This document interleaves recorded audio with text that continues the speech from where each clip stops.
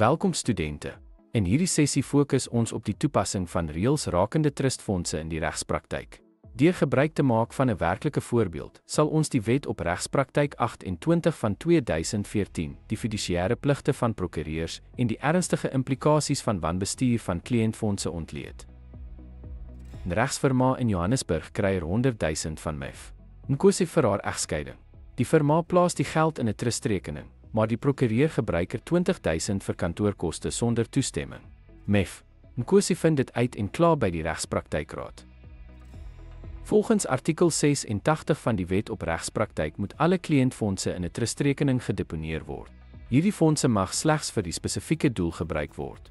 Die gebruik daarvan vir besigheidsuitgawes is 'n direkte oortreding van die wet. Trustgeld moet altyd apart van die prokureur se eie fondse bly. Die vermenging of gebruik van kliëntfondse vir persoonlike of firma uitgawes is 'n skending van beide etiese en wetlike standaarde. 'n Regspraktisyn het 'n fidusiëre plig om in die beste belang van hul kliënt op te tree. Die wanbesteding van MEF. Nkosi se trustfondse is nie net oneties nie, maar ook 'n ernstige skending van fidusiëre verantwoordelikheid. Die firma moes skriftelike magtiging van MEF. Nkosi verkry het voordat hulle haar fondse vir enige ander doel as die ooreengekome regsdienste gebruik het. Die versuim om dit te doen ondermyn deursigtigheid en kliëntvertroue. Ingevolge artikel 86(4) moet prokureurs akkurate rekords van alle trusttransaksies hou. Versuim om die onbehoorlike gebruik van fondse aan te teken of te rapporteer, stel die firma bloot aan dissiplinêre stappe en regsgevolge.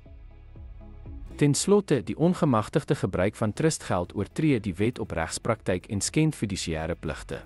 Sulke wangedrag kan lei tot dissiplinêre optrede deur die Regspraktykraad en selfs strafregtelike aanspreeklikheid.